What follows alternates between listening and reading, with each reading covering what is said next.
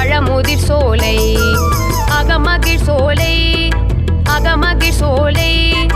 அறிவு தரும் குமரனவன் அகமகிழ் சோலை